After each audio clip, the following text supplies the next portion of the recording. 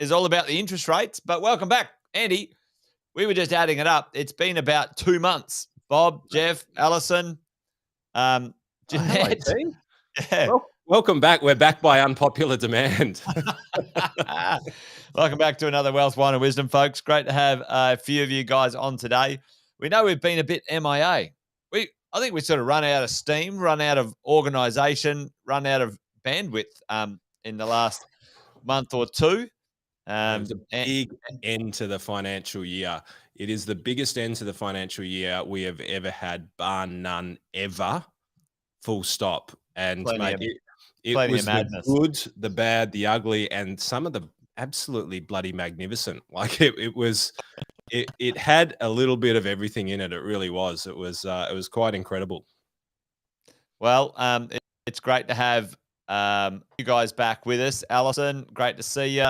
Jeff, mate, I know you've been chasing us for a few weeks. Bob, always good to have you on board, mate.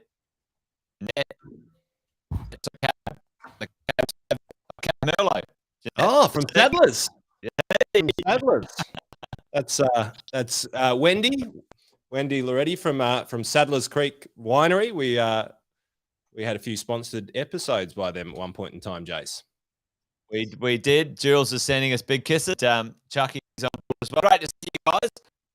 Welcome to the relaunch of Wealth, Wine and Wisdom. What's on the menu for you, mate? I was telling Andy. Well, I think I said this a while ago, folks. I went on a bit of a wine tour. Listen to this, guys. This is a perler. Witten's stepping up his wine knowledge, and this is a cracker. I'm trying to get better at the wine stuff. I'm even drinking from a glass. And Andy, I think this is the glass that you bought me, didn't you? Didn't you buy me some glasses? So I thought I better step stuff up. I went to the Barossa Valley folks to try and buy some wine. Unfortunately, 2 glass of wine screamer later, I ended up buying $10,000 worth of wine when I thought I bought $1,000 worth of wine. And I ended up, I don't know how it happened, but I've ended up with something strange and weird called Alicante Boucher, which tastes like a rosé. And Fenton's not even impressed. He's turned his nose up already at me. But anyway, it's not the wine that I'm turning my nose up at. So let's before we get into it, Witten's gone over and he's literally gone out and he's grabbed some incredible wine from the Barossa Valley, part of the Chairman's Club. Didn't realize he was doing it, but bought himself a wine fridge, stored some real cracker bottles, right? And he's like, I just don't know about this one, Fenton. He's gone, it's a little bit light. It's a little bit like a rosé. Maybe I'm meant to drink it cold. And I'm like, oh man, like really? So the quality has gone up, but it's baby steps. So yeah. We're going to get there. Thanks, mate. I appreciate your mentoring and coaching. All right. Please don't call me that. Well, folks, you guys know the drill. Well, some of you do anyway. If there's anybody new, give us a shout out in the chat. Great to have you guys on board. Bunch of you jumping on right now. Andy and I, Wealth, Wine and Wisdom. We started this a while ago to serve our collective communities. Andy in the small business, small to medium business, now getting into the larger businesses and advice world. Myself in the world of property investing, combining our two knowledges and support for those communities, and enjoying a Friday wine and debriefing the week. Started COVID-ish times, continued for a while, been sporadic of late, but it's time to kick off and get back into it. And make it happen. We've got a few people in the house, which is good. John O'Rowley, good to see you. The roller's rolling by. Welcome, John. Rolling by. Fantastic. And I think the theme of this Wealth, Wine and Wisdom, Andy, folks, is about interest rates. It's on the tip of everybody's tongue. So Andy and I have got a few things that we want to go through with you guys today. So make sure you stick around, tag anyone who needs to hear about what's going on, and get getting their heads around interest rates. Really, at the end of the day, everyone. So important. Look, I almost think in some ways, Jace, I think we left everyone alone as the world started to fall apart. Just to see whether what we'd been saying over the last 2 years had landed and whether everyone was holding their sanity through what could only be what we've already labelled as clickbait journalism at its best. And it is rife right about now. I've got a perler example for you later on. But hopefully all of you guys after the last couple of years of watching, and for those of you who are new, welcome. But hopefully you've sort of realised that you turn off the channel when these Muppets start talking their clickbait gibberish and start the fear mongering, and you just get on with business and you start to look for the truth and you ask where's the truth in that. And so hopefully you've done that. It wasn't necessarily our intention to do that, but hopefully that's the result.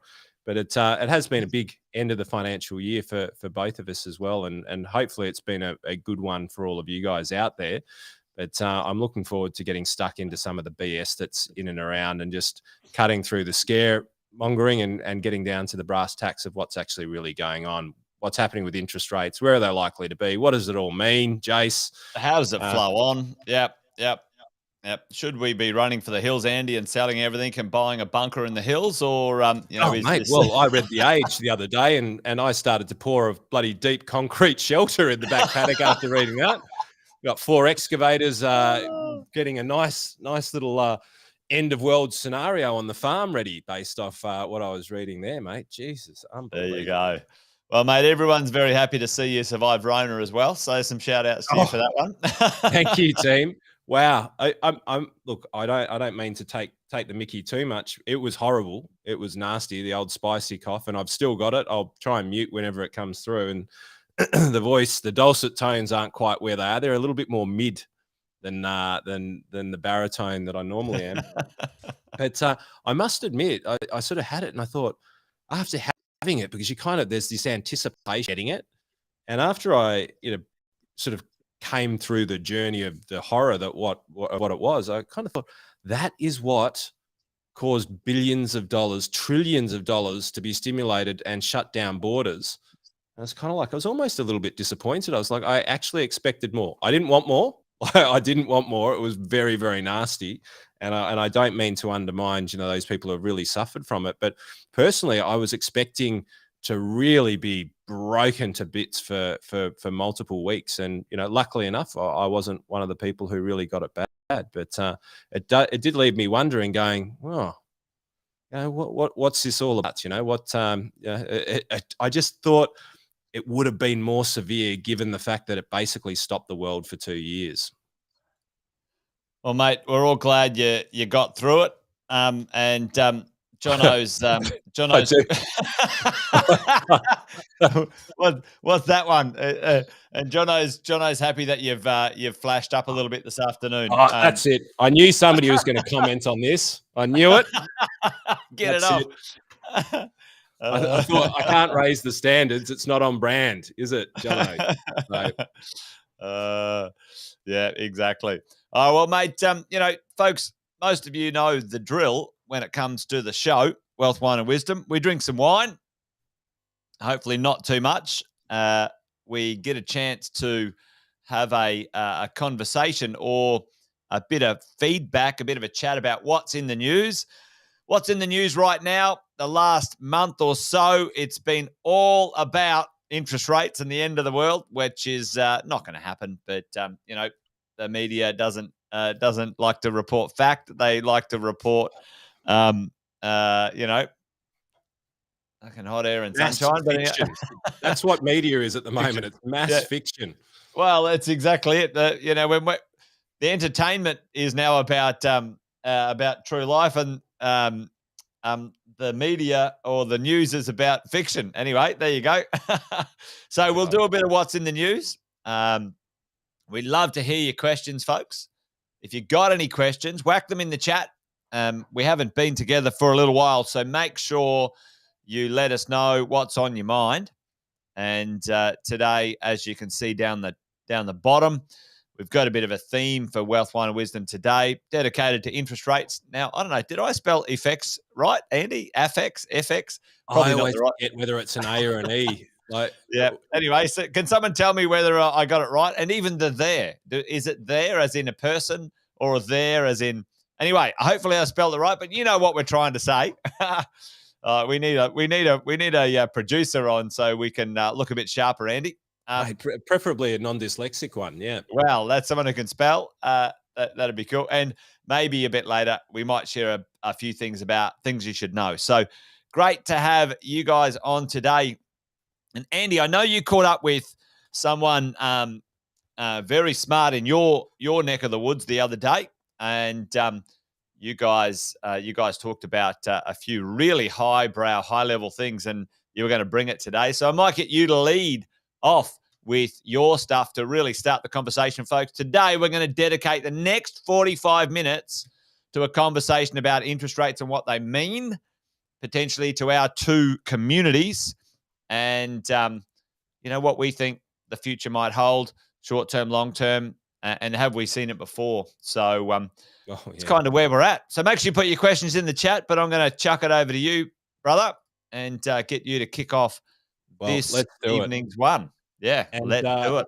And 100%, we haven't been here for a little while. So if there is anybody that you think has been a little bit edgy or a little bit punch drunk from the news or something to that effect, just tag them in. Put their name in there, tag them in so they can come and have a listen to this conversation, whether it's tonight or tomorrow or listening to the podcast. Because this is my theme. Let's have a look at what's going on. Fenton. So Andy Fenton's quote, and it's kind of around this. It's who not to trust, right, at the moment. And so let's have a little bit about look at this. And I've got a lot to go into interest rates later on in what you should know, but I just want to have a little bit of a look back over history. We called BS a little while ago on this one, but anyway. Yeah. So look at this. This was 3rd of February 2022. RBA hints no rate rises before 2023. Well, they hinted to that, and then they said unequivocally no rate rises until 2024. So people are rightly going in Australia going, well, hang on, what's going on? They literally came out and said no interest rate rises until 2024. So what's changed? It must be so bad for them to take such a polar opposite position. But have a look at this. Low admits embarrassing error on 2024 rate rises, which is sitting here. The part I love about this, Jace, listen to this. The Reserve Bank of Australia, Governor Philip Lowe, has admitted that the central bank's pandemic guidance that interest rates would not rise until at least 2024 was an embarrassing error and it should have done better. Dr. Lowe said that the internal RBA review of its so-called forward guidance during the pandemic would be conducted and the findings later made this year. But thankfully, we were wrong. Thankfully. Fuck me. Dr. Lowe said, after lifting interest rates on Tuesday from an emergency 0.1% to 0.35% and signalling more rate rises were coming, thankfully, we were wrong. Sorry, mate. I don't concur. I'm not thankful for it whatsoever. And then we have people like parasite's a strong word, isn't it, Dave? Get in there, Fenton. It's a strong word, but mate, I'm just so yes. Like I'm going to chat a little bit later on about the RBA's early calls. So I'm leaving this as a bit of an open loop. Yes, but this just pissed me off. And like, let's have a big look here, folks. Whenever you see newspaper articles and whenever you see this opinion piece, and this is in the Fin Review, and I did see one of your posts recently, Jason, where you actually grilled someone in the Fin Review saying you Muppets should know better than to print this rubbish, and I liked it and supported it. But, mate, listen to this, and I'm just. This is why, people. This is why you have to fact check everything, because listen to this BS, and it's not even opinion. It's just, it's misleading and it's wrong. And Christopher Joyce, you should know better. Like, listen to this. How the RBA duped Aussie households. Martin Place risks destroying economic prosperity with some of the most aggressive rate hikes in the world. Some of the most aggressive rate hikes in the world, Jason. Do you think I've gone and tested whether that's actually true? Well, you might, Andy, but most people won't, right? So, yeah. No, I think that this is just creative license to print garbage. It's another way of saying they were lying or full of shit. But anyway, keep going. So let's just go to the facts, shall we? Let's just go to the facts. All right. So opinion piece. I'm just going to go not opinion. We'll call it either BS for bullshit or lies. One of the two, like whichever. And I'm not going to call him a lie, but it's just misleading. Check this out. All right. So this is the facts. Let's have a look at the facts. All right. So Macro Bond, this is from. Thank you very much, team, for putting this together. It wasn't for us, but Jason's head in the way of that. But I just wanted to give them credit for the graph. This is the cash rate of all of the kind of major places in Australia. I'll just give them a little bit of a squeeze a little bit later. So there we go. Out there. There we go. Yeah, perfect. Thank you, Jace. So check this out. So Joyce, right or wrong, the most aggressive rate cuts in the world. So I would think that if you're going to compare us to the rest of the world, you might compare us to the United Kingdom, maybe the US, maybe even New Zealand, our neighbours across the ditch. Would you think that'd be a fair assumption? Is that I mean, Andy, I reckon I didn't even go to uni for very long. I went for 1 year and then thought better of it. But what I did know is when I was writing an essay for university, the first thing you do is you put a list of the sources you claim to have read and say, a fact check. Yeah. I should go to the bottom of that column, that opinion piece, and check the facts because maybe I'm looking at the wrong statistics. But mate, fair to say, the United States here would be a good comparison if we're going to make such aggressive comments like the most aggressive rate cuts in the world, right? New Zealand, a good comparison because they're just across the ditch from us.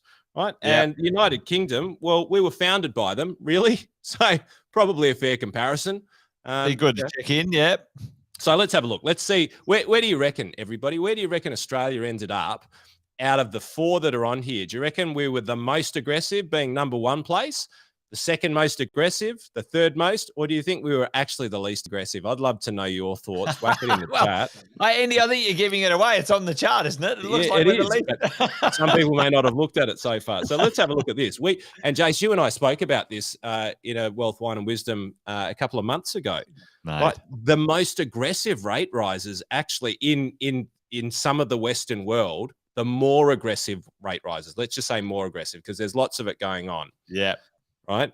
So one of the more aggressive maneuvers, and we called it a while back, was New Zealand that rose their rates very much out of line with the rest of the world. They started, they were one of the first. Yeah, Jeanette, go Australia.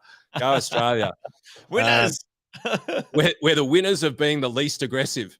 So let's have a look. New Zealand, they were aggressive. They were the most aggressive based on these four. Right. So then we go, okay, well, let's have a look at United Kingdom. They've gone through a little bit more pain than us. Right. They were reasonably aggressive, right? Reasonably aggressive in comparison to New Zealand that went early and went quite hard and still going.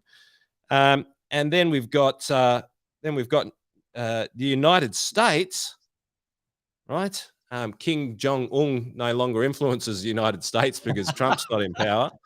But United States up to 1%. And look at them. They're all more aggressive than this is us, Jace. This is us down here. Crikey. This is us down here. We've just started. Like, how does the rest of the world fit? Well, there you go. It doesn't, does it? That's the point. And but this is just a classic example of this kind of BS headlines that come around. I'm going to say it again because when I read this, I was furious. Martin Place risks destroying economic prosperity with some of the most aggressive rate increases in the world. Based on forecasts, not worth the paper that they're written on. Now, whether that second part, I'm neither here nor there. I've got a few opinions of my own on that, and mine, I think, are smothered with a little bit more fact. But anyway, so, ladies and gentlemen, another example about just be careful what you read, because it's mostly BS. So we've added another list of persons. So who not to trust, Jason? Well, number one is politicians. Like, they're always there. Especially this bloke over here, Jeepers Creepers. Famous economists are at our number two list of who not to trust. Quick bit of trivia for you, Jace. What do all of these people have in common, these famous economists? I don't know. They got it wrong and still kept their jobs. Is that they almost never got it right, but they all kept their jobs. Oh, that's it. Yeah. We've got now the Federal Reserves of the world. So don't trust the central banks, because they can change their mind like the wind. And we've got journalists up here, free all journalists. I reckon you should lock the bastards back up, personally. That's just on my opinion, because here's the reality behind it. And I know I'm making a bit of light behind it, but people are scared based on this. We've had clients who are going, oh, well, we should bunker down. We should bunker down. The world's ending. And we've had 2 years of bombardment of, lots of uncertainty, and now we get this rhetoric. It is. We've had clients, some of my clients who've said, "Oh, we're going to sell everything," which is absolute lunacy. They've done well, and thankfully we're able to sort of cut that thinking off at the pass. But a respected, if we were to say, all right, list the newspapers, list the media organizations that, okay, from absolute trash, almost like a magazine, not a newspaper, to, respected authorities. And you'd go, and I used to say, listen, Fin Review was great. I loved it. Me too, mate. Oh. It's very sad. Yep. I'm glad I went to month by month subscription with them, because it's, and you know why? Here's my opinion, right? It's based on no fact whatsoever, but I reckon this is what's happening. I reckon they're losing the clickbait battle. And so what happens? You can't beat them, join them. So then you start creating sensationalistic shit. And I think it was a few Wine and Wisdoms ago where, I made the comment that it's astounding how many opinion articles that we're now seeing in the Fin Review and across the board.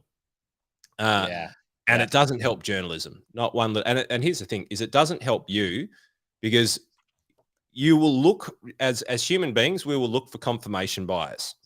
So if you've made a big investment decision and this happens and you're not confident with investing, then you're probably going to be looking for reasons why not to, right? Because you haven't done it previously. So you're going to be looking for reasons why not to. And you're going to find tens of thousands of them when you go into the markets, into the newspapers. And the problem is you've really got to balance this out. And I got plenty of stuff which we'll go into later on interest rates and where they're going, what it means for markets and the things that people should be looking for. But you've got to be really, really careful about what you digest. And now I'm down to Bloomberg, mate. I don't have too many other sources that I trust these days. Well, mate, you and me both, and you and I like to do some more research based on data from the source, to be honest, and create our own understanding of what that data might mean to us, right? As investors, as business owners, as whatever we're going to be doing, because if it's seen through the lens of, let's say, a media outlet that is trying to get the attention of the mass population to then end up with readers and subscribers, it's going to come with their bent, their version, their tint on it. And certainly, the person who writes the real estate articles at the Fin Review, I know where she actually started. And she's certainly not. Just be careful. Let's not get sued here, Jason. No. The background of somebody is in an industry, but not with experience when it comes to actually being an investor, right? So, if you're going to take investment advice, well, check out what that person is actually giving you advice on. Yes.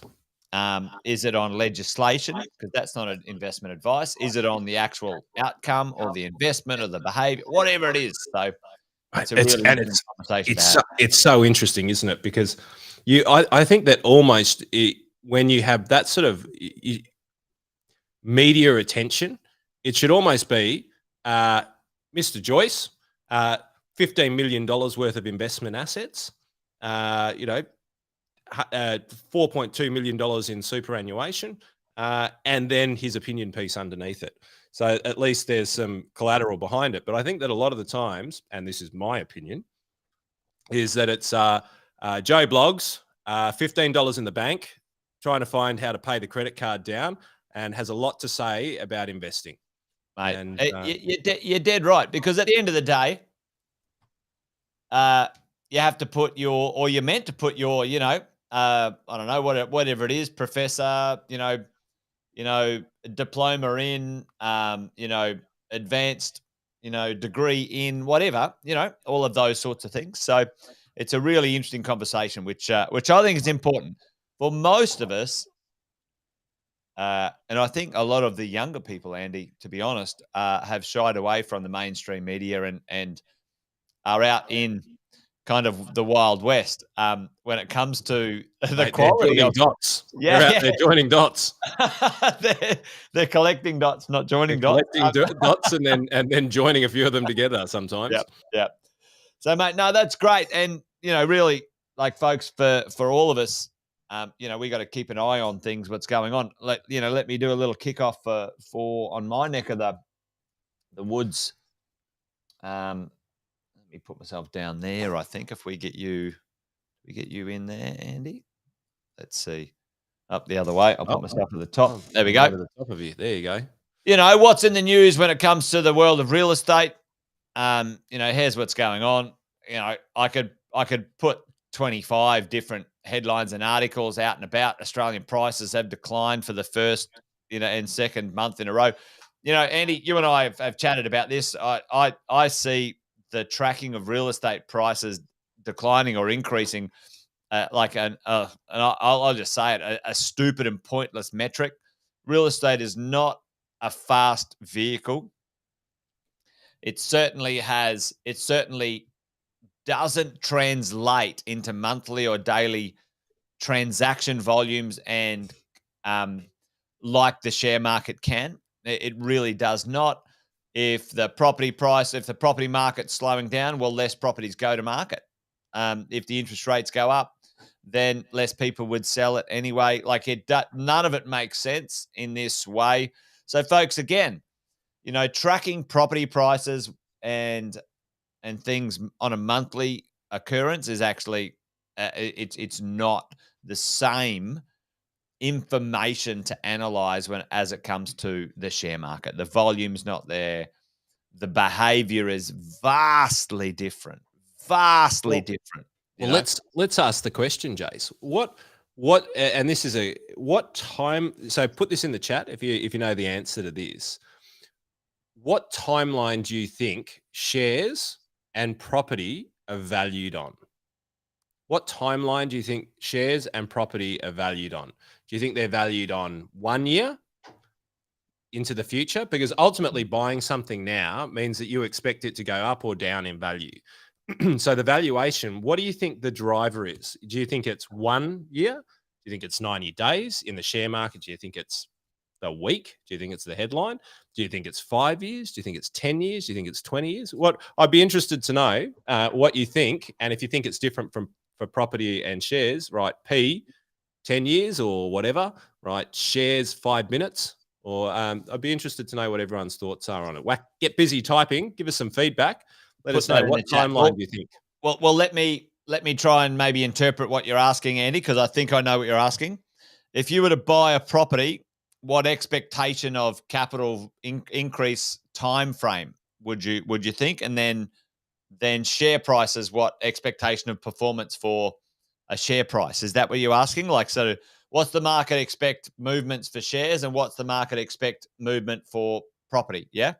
Yeah, Yep. basically Cool. when you're buying something, what's the valuation driven Yep. by? Yep. And it's one of the factors is time. We've got someone saying here 10-year bond rates. That's interesting. I'm sure Andy might have something on that a bit later.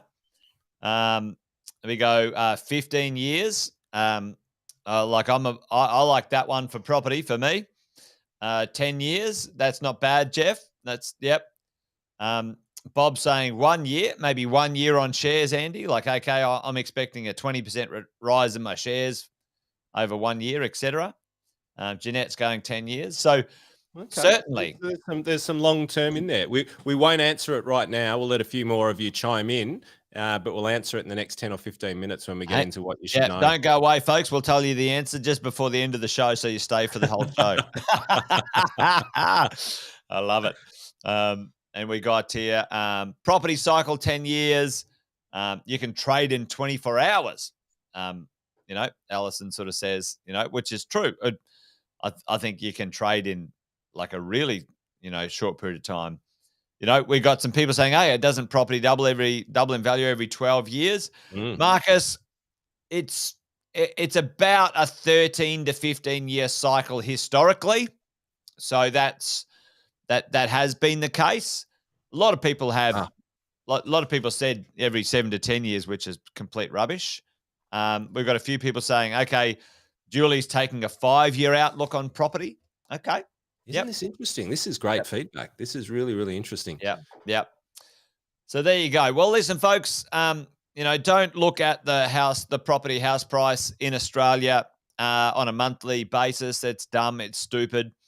And to be honest, who cares if it, on average didn't go up this month? In the last bloody 24 months, it's gone up 37%. Like, there was $1.1 trillion worth of real estate value added to the property market. $1 trillion. Added to the property market in the last 6 months of 2021. So, if a couple of bucks comes off the heat of that, as the markets often overprice themselves, overvalue because of momentum and the FOMO of missing out, and they find a little bit of sensibility, that's not going to end the world. And then there's this talk about interest rates, Andy. Right now, variable, interest only, fixed, whatever it might be.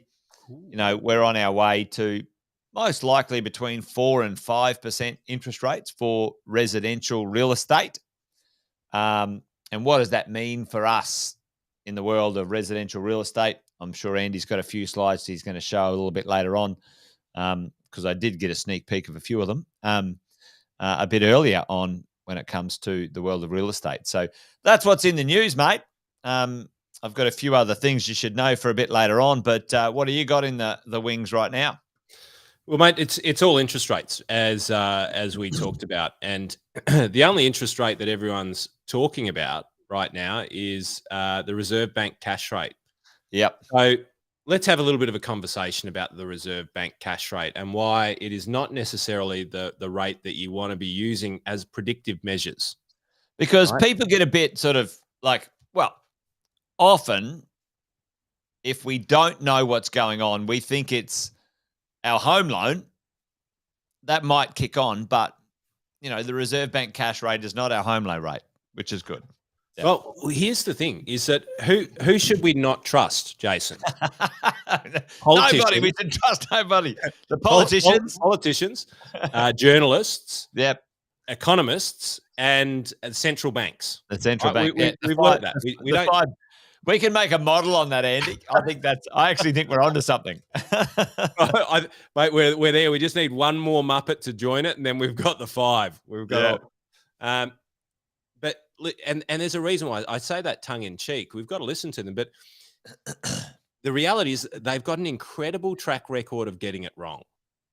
Yeah. And overreacting, acting too late, or acting too soon, and overreacting. And it's a hard science. So I sort of say tongue in cheek, it's a hard job. I wouldn't want it. No, fuck no, I wouldn't want it either. Jesus. I reckon you'd do it better, to be fair, though, Jason. Well, I reckon we would, especially after a wine or two. But so the cash rate. So here's a question, and if anybody knows, there's a oh geez, I'll give a 60-minute discovery session with me on this one if you get this one right. Well, quick, get on this, folks. Get on this. What's the difference between the cash rate and all of the other interest rate measures? What's the one key difference between the cash rate and all of the other interest rate measures like 90-day bank bill, treasury, 10 years, 5 years, all of that sort of stuff? You got about 3 more seconds to type it in. Otherwise, we're done. Because I want to get on and want to tell you. Get on. Tell us, Andy. Tell us, Andy. It's the only one that is set. It's the only one that is set by someone. Say that again. Okay. It's the only rate that is set by someone. So somebody can come in and not influence even. Somebody comes in and goes, all right, we're raising the cash rate. Got you. So it's the only one that a human sets. Correct. Right. Now, there are other interest rates in the world where people do, but I went to the 10-year bond. I went for the 5-year bonds. And so I was being quite specific about what I was saying. So they're a knock-on effect. Right. So this is the only one that is set, and it's set by people who have got an incredible history of overreacting, underreacting, and getting it wrong.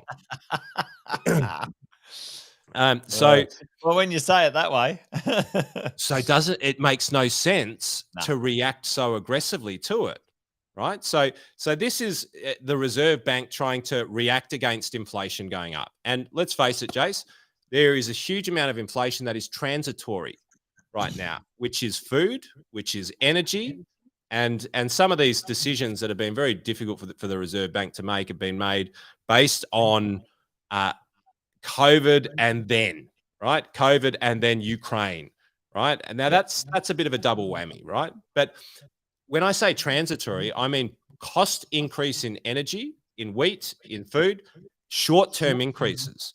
So where do you look if you are an investor that wants to kind of go, well, shit, okay, short-term interest rates are rising and that's going to hit my pocket now, but that's not the question you should be asking yourself. You should be planning for what's happening in 12 months' time, what's happening in 3 years' time, what's happening in 5 years' time. Because let's face it, if you've bought an investment property right now and a 1% interest rate rise means that you have to sell and you're going to lose your shorts, then you probably shouldn't have bought the property. And I think you'll probably agree with me on that. Shouldn't have bought it in the first place. And I'm going to show something in a minute that shows that most people, I've got, good.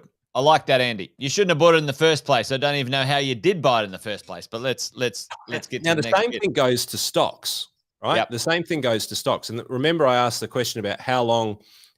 When you value something today, what's your measure of value on that? Because you're going over a period of time, I want to make some money on this. So my question to you is, over what period of time, how much money do you want to make? Right? That's the question. Well, it's an interesting one, because Alison here said, bought a property, went up, based on, an online desktop valuation, at a period of time, goes from 990 to 850, and it's almost like, again, it's kind of like it's an individual answer, Andy. It is, but how they're priced is very consistent. Yes. And they're priced off longer periods. So let's have a look at, this is the 90-day bank bill rate is what businesses quite often operate on. And I'm not going to get into the technical side of this because you can see here how this yield, right? So this is 90-day money. If you want to invest money in 90 days at very, very high security, this is where you go to do it. And you can see that it dropped and then it just flattened out. Now, I'm not going to go into the reasons why because it's quite complicated, but it's called quantitative easing. It's called manipulation by the Reserve Bank and the government effectively to keep the prices low in this market. So the first one, market. It's artificial, right, Andy? It's like an artificial. Yep. It's not market forces. It's like artificial. We're gonna, either stop something or increase something. If you want to sell more stuff into the market, Jace, what generally happens, right? Like if you flood the market with something, people will generally pay less for it. Yep. Right. So, or on the opposite side, if you're trying to borrow more money in the market, then people are going to go, you're getting more and more risky, right? So the interest rate should go up. But if you're buying back bonds, which is what the government, the Reserve Bank have been doing for a long period of time, if you're buying those bonds back, it suppresses the interest rate for the government to then lend money still at a lower rate. I'm not going to go into any more of that because it'll blow people's heads up. But right, so we'll just do a little quick answer to a question we asked before. Deb Jensen, our absolute legend here. Deb, can you be our producer?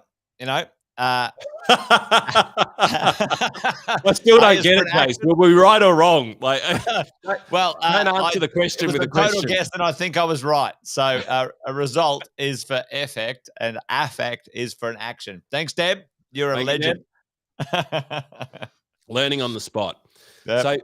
So this is, but the 90-day bank bill is how companies quite often have debt, right? But so your business, Jace, if you wanted to go out and borrow money at a commercial rate, it's quite often 90-day bank bill rate plus a percentage based on your risk margin. Any commercial loan is based on a 90-bill bank rate. Yep. Right.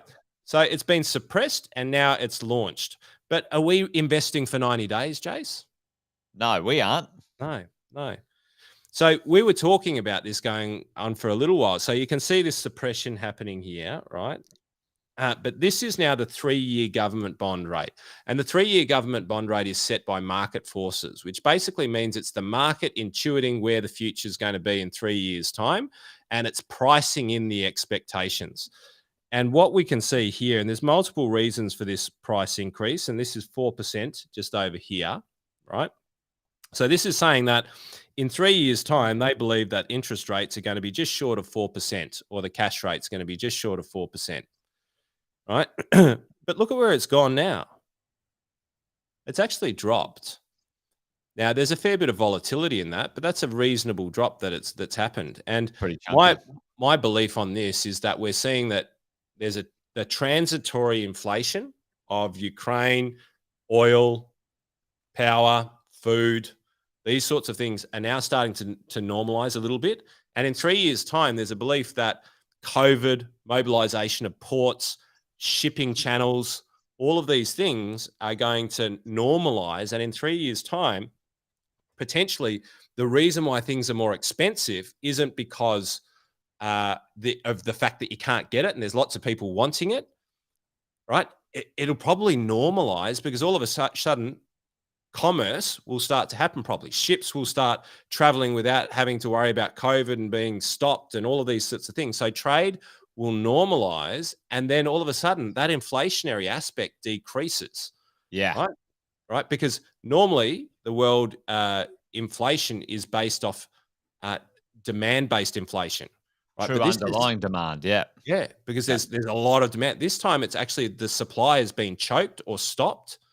And so we can't get it. And the Reserve Bank demand really hasn't grown like long term or like, maybe short term issues. But yeah, the demand hasn't grown, but the supply has shrunk. Yeah. And stopped. Yeah. Yeah. In some cases, literally stopped. And so do you think that sort of market pricing and kind of like, that aggressive kind of going towards 4%, the market saying, hey, if something doesn't get sorted soon, the delay would mean it'd have to be more aggressive interest rate rises if the action was delayed. So if the RBA said, oh, you know what, we'll wait another 6 months to see what happened, you think the market would keep pricing it because they know the kind of the parameters, I don't know if they're parameters that you'd have to kind of overdo to bring it under control? Well, growth stocks and things that we'd consider to be growth assets would continue to skyrocket. Yeah. Yeah. Yeah. Right. Yeah. But the reality is the Reserve Bank is targeting inflation, which is not stock prices, right? It is more housing prices and then the price of milk and the price of petrol. But the reason why the price of milk and petrol are higher isn't because of normal market forces. It's because of supply chain disruptions. So raising interest rates doesn't actually help people stop buying petrol. It doesn't. It causes pain for people who have to buy the petrol and have to buy the milk. And arguably, the bloody government is to blame for the property price sharpness in the last 2 years anyway Let's not because even of the jump into that. overstimulation of. I mean, I'm a property guy, but I'm thinking, stop throwing money at my marketplace. You're ruining the actual normalcy of it. Like, piss Right. off. Taste but don't touch. Yeah. You know, it's Oh, yeah. they go, well, we want to stop the property market from becoming unaffordable, and then they go, well, here's some more money to go and buy property. It's like, Oh, mate. hang on, like. Anyway, that's a whole different bloody They- argument there, right? Given away $60,000 of free cash per property purchaser. Like, tell me that doesn't then just artificially blow the market up. Anyway, We want to make property more affordable for your average person, so we're going to subsidize it so everyone can buy property at a higher value. Like, what? What? Yeah. Anyway, Oh, mate, no, they could have that's one of the started. reasons why we don't trust politicians. So our 3-year government bond rate is dropping. And here's the thing, our 5 and 10-year government bonds are all dropping as well. Right? So what this means is that the market is generally a lot smarter than any individual, right? The market tends to overreact, right? But and that's fine, right? It overreacts in the now based on 10 years into the future. So the answer, so those of you who said that shares are basically priced on the expectation of 10 years into the future, because what they're doing is they're going, you're going to pay now, today, right? Today, what are you willing to pay for a piece of property, land, a share, given the fact that you're going to hold that over the next 10 years, and the rate, if you just stuck it in a government bond, in 10 years' time is going to be, or in 3 to 10 years' time is going to be 4%. Right? So if you buy the property for too much, right? It means, so paying too much for that property, it means you're paying above and beyond what we call the discount rate. So you can invest now, you can go out and invest for 10 years and you can get a 3.5% 10-year guaranteed rate of return. Right? So if you can get that now, that means that, potentially that property or that share that you were going to buy yesterday, you're going to want that to give you a higher level of performance based on if interest rates are at 0. Does that make sense? Yeah. Well, I mean, is it part of, like, okay, the performance that I need is, the 10-year bond rate plus a minimum of inflation? We've talked about that before with our folks. It's like, inflation kind of average, 20 years, 3.5%. You want to price that into your overall return to just make sure you're staying at least, 2, 4, 5% above inflation plus some other benefits, So, is that what you're trying to say there? Is like, okay, the bond rate, you've got to be beating it, or why would you risk it? Well, let me ask this let's answer a question with a question. So if I could invest money right now, $1 million at the government bond rate at 10% per annum, would you invest in any of the properties on the market right now based on current valuations, or would you put the money in the 10-year bond? Well, if I had cash, then, 10-year bond. If you had significant cash, it'd be a no-brainer. Well, yeah, you would every day of the week, right? But if that rate is at 0.3%, where are you going to invest your money? Are you going to invest that $1 million in property, or are you going to invest it in bonds? Well, at the end of the day, even cash. So you got to have enough cash to buy a piece of real estate. So it's got to be $1 million. So, the idea would be, far better in real estate than it would be in bonds at that point, So if you don't include leverage. What's better, even without leverage, what's changed? The only thing that's changed is the interest rate on the 10-year bond. And so if the interest rate is 1%. I think I'm with Alison. We should put 10K into wine. Andy? Well, funny you should say that.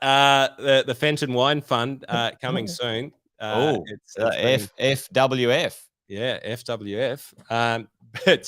But anyway, long story short is that if interest rates were going to keep going up in perpetuity, if we expected that the 10-year bond rate in 10 years' time, we're going to be borrowing money at 20%, right, the world would be a very different place right now, right? As in property prices would be falling dramatically, shares would be falling dramatically, because in 10 years' time, you could literally start to put money into bonds and get a 10% yield if that's what they were doing, 10%. But what they're saying is that no, the market expectations are not that interest rates are going to keep rising. Well, at the moment, they've come back. Now we need to wait and see a little bit over the next, 3, 4, 5, 6 months and see how this yield curve sorts itself out. But ultimately, what the interest rate markets and the markets that are not set or influenced, the markets that are determined by market forces, which is just the economy rolling on, are saying that that at the moment interest rates are coming back down, and that cash rate is looking at around about in 10 years' time, let's say 3.5%. So if we just for a moment accept that this is potentially true, I know I've got so much more. We'll just say let's accept that this is maybe true. How would you, as a share investor, or how would you, as a property investor, start to think differently about the future? Would you start going, "Oh, the world is ending, we've got to sell," or would you start to go, "Okay, there's potential opportunities in there. There's rent rises. There's share markets operate very, very quickly based on this sort of information. They overreact as well, and they provide incredible opportunities to get back in."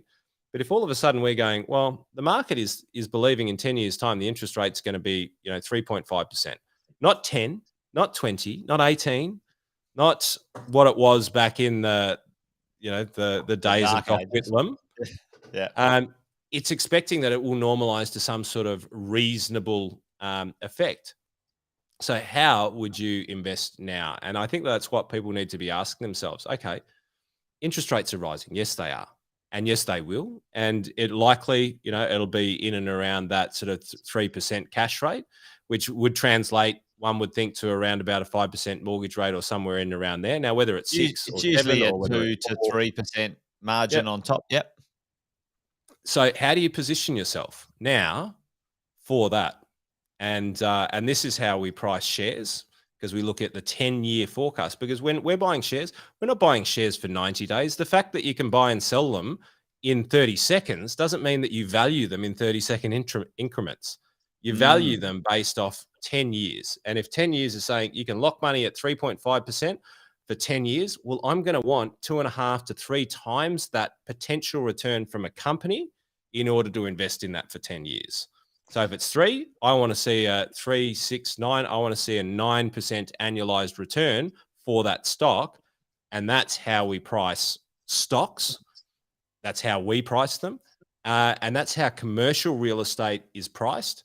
And I would venture to say that it's pretty close to how normal property prices in residential would be priced over time. Not that that's my game, that's yours, but that's my belief. Yeah, Resi has an emotional behavior to real estate that breaks that bond to the yield, especially if the real estate is located in places where owner occupiers will make emotional decisions, and it's not based on a rental return. So that's where the value game in residential has this kind of like it's actually got a two-edged sword to it. If you can walk that thin line well, you can actually play the best of both worlds, Andy. So, and folks listening in, commercial, absolutely. If you have to borrow, if your money is going to cost you more, then and your return is eroded, your value is eroded. End of damn story.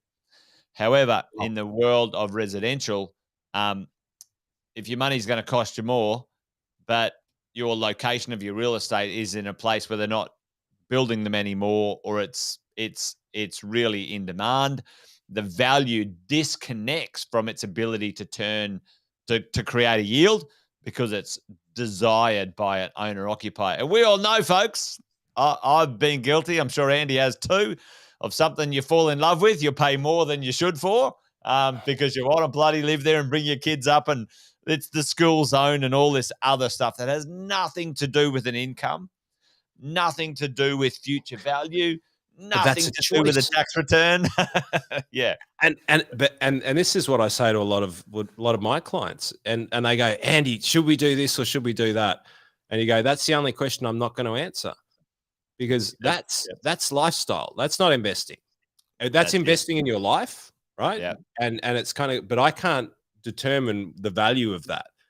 And I know it, as much as you do, as much as the next person, is because I want to live where I want to live for the little bub coming a long way, and so there are certain sacrifices I'll make from an investment perspective in order to do that, and that's a personal decision. Because otherwise, if it was all about investing all the time, you'd probably never own a principal place of resident unless you were a builder. No. Well, you and I know there's a few good reasons to own one. PPR upgrade, capital gains tax free. We talk to people about that strategy all the time. Folks, if you don't have a few strategies going on, you need to reach out to me and Andy. I know most of you I've seen in the chat tonight are part of our program and our coaching. But if you are not, you need to be, because there's 4 or 5 strategies you need to have in play at all times. 100%. We did have a couple of questions, Andy. And when the world is shitting itself, that's where all of the opportunity sits. 100%. And I'm not saying it's right now, but when people are cacking themselves and building bunkers, when that sort of stuff's happening, go, oh, that's interesting. And then start to look for what is the reality, and don't follow the herd. Listen to the herd from the perspective of going, oh, that's interesting. That's where the herd's going. But now is going to be a very, very interesting period of time where people are going to make some very interesting decisions. And hopefully, don't buy the bunker. If you have to buy the bunker, the reality is, Jace, that we're all pretty much fucked. So we'll all be in the bunker together. Well, I say don't buy the bunker, buy some land. Here's a little story, folks. It's an interesting story. I didn't get a chance to tell you this one, Andy. Me and a few people bought a property, a developable property, 6 months ago for $3 million. And we just got our valuation back today, folks, in the middle of interest rate rises, in the middle of it all, in the middle of the world ending. Tell me, we can get 38 townhouses on this piece of land, Andy. We've got it approved. Tell me, folks, has our value gone down in the middle of the world ending? Got our valuation back today. What do you reckon? Give us a guess at what our valuation came in at today. $3 million we bought it for. Well, mate, I'm going to throw a couple over the fence at you, because I've just been a part of a few deals that have been quite staggering, and I'm going to say, look at Jeanette. Look at Jeanette nail it. Good work, Jeanette. It came back at 4.4, so pretty close. Jeez, Bob, Bob, I think I want you to be my valuer. Well, mate, I've got one at the moment that's 8. That's been valued at 8. It came back at 4.5. What did I say for Jeanette? Yeah, 4.5. Yeah, there you go. There you go. 4.5, Jeanette. You nailed it. Have you been looking at my text messages, Jeanette? So how's this one? Now this is an outlier, and yes, it is Albany Creek. You're in there. Nice work, real there. Live scenario. 8.6, commercially valued. 8.6. What do you reckon the value is? Literally buyer right now. I need some more info, Andy. Commercial property. I can't give you any more. But in the middle of interest rate rises, 15. 8.6 was the val, 15 was the offer, 20 is the ask, is where it will be sold. Wow. Must be some upside, some other upside there that's hidden. Well, and there is. So this is, this property has been held for 15 years. Yeah. Yeah. It's been a dog for 15 years, Jason. It changes overnight. And imagine if you'd sold that like 3 years ago for maybe a couple of $100,000 more than what you bought it for. Every single property, folks, listen to me. Every single property in Australian history, if you own it for 30 years, has 5 to 6 times where there's something weird that happens that affects the price for some weird reason in a short period of time. And so many people, Andy, like bug out. And it's the same for the share market too, I'm sure. You own It shares. happens faster, Yeah, and people yeah. freak out because the movements. Like the reality is, Jace, I reckon that in the depths of different markets, if people could sell properties and transact them as fast as what they can shares, I reckon you'd see the same volatility I in reckon you would. property market. Yeah, that's why I'm thankful that you can't. But Yeah. it comes soon enough into the future with world technology, but hopefully in the next 10 years anyway. Well, mate, our top two performing funds, one's a private equity. Oh, they're not the best performing funds, but geez, they're bloody consistent. Two of them, they cap redemptions. They mean when the market shits themselves, you can't take your money out. Mate, that's the way it should be. It's built in, and it's built into the constitution of the investment. And even I had the itch to sell some of it because some of it was in the commercial property space, in office space, in CBDs. It went up by 24% during the middle of COVID when people were getting out of leases left, right, and center. So the ability for people to sometimes stop you from doing stupid shit when you're emotional means that these three funds, all of them, I had people have redemption requests on them. They wanted to build the bunker. They wanted to get out. They wanted to just jump ship. 12% annualized over 10 years, every single year. 21% in the last 12 months and 11.5% over 10 years per annum. And and 10% annualized, and it did an 11.5. And they stopped you from being able to redeem the funds so that they can hold the investments through volatile times. But in the share market, in the stock market, that doesn't happen. You want to sell BHP, you can sell it like that. It's out. And Yeah. Well, it's reflective of the noise and the fear, really, not the foundation, really, isn't it? And that's where, I mean, Andy, that's what you say. That's where opportunity lies sometimes, in great opportunity. buying. Yep. Absolutely. I've got a number of clients that have recently, and I love it when this happens. They've been emailing and ringing up and going, should I put more in? The market just completely shit itself. And I'm like, that's such a great way of thinking. Good question. Yeah. It's such a great way of thinking because it's like when other people are freaking out, you're going, okay, where's the opportunity? Where's the opportunity? Well, there was a couple of questions. I did want to get around to answering one of them. I think before maybe we call it done and dusted, Andy. Because we haven't done this for a fair few weeks, folks. I reckon I could sit here for another bloody 2 hours with you, brother. But Lindsay, to build or not to build? Good question. Certainly depends on where you are right now. And I did a little Wealth Coffee chat this morning on this one, Andy. But right now, we are seeing, let me quickly share my screen here, and I'm going to hopefully, turn that on. There we go. Let's put us, there we go. So check this out. I did a bit of a Wealth Coffee chat on this one this morning. Lindsay says, hey, to build or not to build? Good question.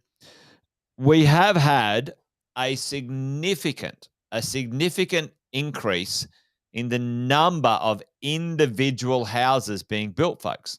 Right? The number of individual houses being built. Not an increase in residential underlying medium density projects, ladies and gents. As you go. Oh, hey, Zara. Good to see you. Good to see Maddie. Marie. Magic Marie, Money Penny in the house. Great to see you guys. Thanks for joining. Fenton just ran off because I don't know what he's doing. But anyway, I'll continue the show. But we have seen a significant increase in one-off standalone houses. Okay.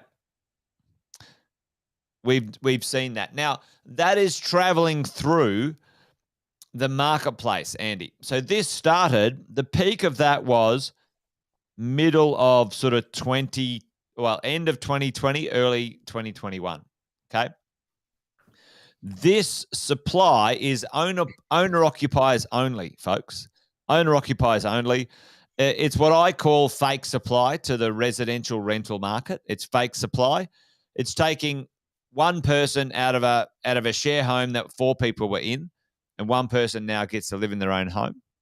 It's not making a dent in the marketplace, and we're seeing the tail of that approval and construction start occur right now. So, Andy, and to answer Lindsay's question, to build or not to build, right now, Lindsay, if you could delay it another 6 months, I would, because my call right now is in 6 months' time, you're going to see tradies shopping around for work. In this space, Andy, in this space, this residential one-off real estate space, over 3-story construction, so high rises and stuff like that has been like very little affected for tradies, but it's been affected for materials. Okay, so because tradies have to specialize in that type of construction. And you need special licenses and stuff like that. So kind of, I'm not answering it perfectly, Lindsay, but if you're building something residential, I'd sort of kick it down the road for 6 months if you could right now. And I reckon you'll get a better price a bit later on. Or you might not necessarily get a better price, but it'll get built in 16 weeks, not, 52 weeks. And it goes down to contract terms as well. Is that no builders don't know where to put their contracts at the moment. They don't know. Mostly because realistically, the prices in them, they can blow it out their ass now because there's been so much variation in supply chains and the cost of materials behind the scenes, which has got nothing to do with the builders. Let's face it. But also then labor force. Supply chain, a lot of this needs to normalize before you're going to be able to see through it clearly.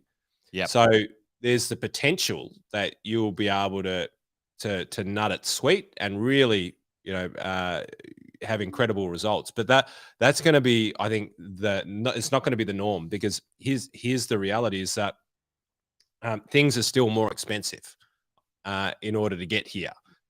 Timber is still in shortages, and labor, we're still getting our way around it.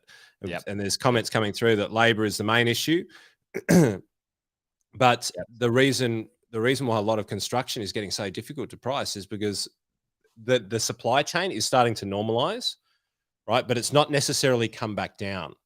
And so the cost of materials has now stabilized, but when and if there is a chance that supply chains normalize, whether there is more material than is needed, that's the only thing that's then going to push the construction costs down from a materials perspective. Yeah. And we're only going to see that as supply chains start to normalize a little bit more. And we're seeing that. And if we go back to the 10-year government bond yields and the 5-year government bond yields, that is a predictive measure that this transitory supply chain issues are going to start to work their way through the system. Yep. And we're seeing right now, like, this construction issue working its way through the system. Yep. And unfortunately, like, everyone thinking that there'll be constraints on supply of land for the foreseeable future. Well, that is true. There's going to be constraints on land, Andy. There's not going to be 100,000 houses to build this year, folks. Right now, like, those builders who are building 100,000 houses from a year and a half ago, there's 35,000 houses, Andy, right now in approval. So the labor shortage will, in certain circumstances, work out a little bit. The supply chain stuff, well, that has to flow through. There's plenty of other things that have got to work out. But if Lindsay's saying, hey, listen, should I build now? I would say, Lindsay, kick it down the road a little bit. You don't have to wait too long, because I think you'll get a little bit sharper and a little bit clearer in under 6 months' time, personally. But for those who are building right now, I'm building right now, folks. Like I'm building a friggin', 6-bedroom mansion up in bloody Brisbane for someone to live in right now. That price has gone up $76,000 for me. I'm in. I can't stop. I've got plenty of upside. I'm not complaining about the marketplace. Well, they're bumps in the road, and I think that the thing is that you do need a long-term vision. And if you're of the mind that the world is over and we need to build bunkers, well, just don't fucking invest. Just pull the plug, get out.